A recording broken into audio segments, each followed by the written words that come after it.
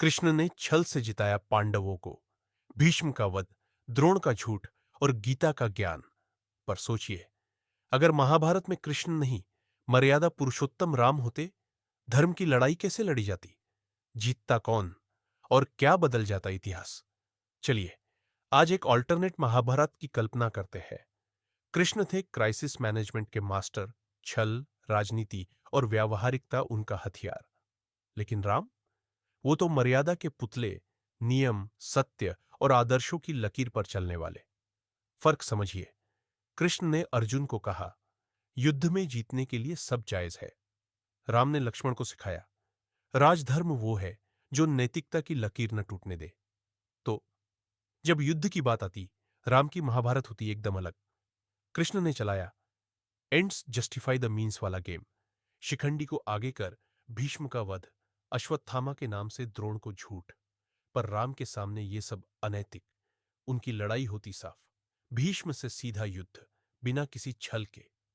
द्रोणाचार्य को हराने के लिए कोई झूठ नहीं। नतीजा, पांडवों की मुश्किलें बढ़ जाती, क्योंकि कौरव तो खेलते डांटी।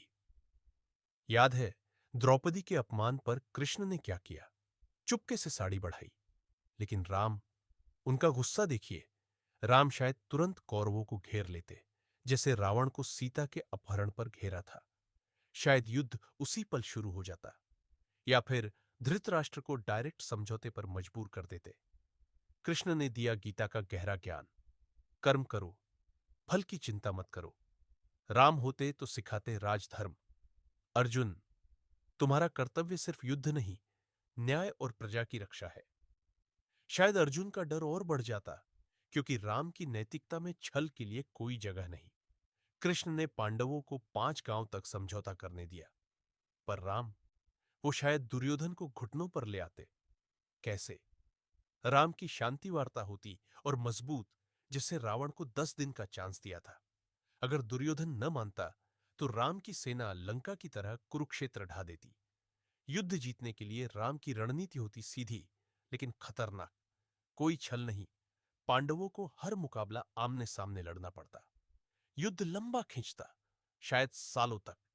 पर धर्म की जीत तो होती, लेकिन कीमत होती बहुत भारी। तो किसकी स्टाइल पसंद आई? कृष्ण की चालाकी या राम की मर्यादा? कमेंट में बताइए। अगर आपको ये ऑल्टरनेट हिस्ट्री पसंद आई, तो लाइक करिए, शेयर कीजिए और हमारे साथ जुड़िए देवताओं, रहस्यों और इतिहास की दुनिया में।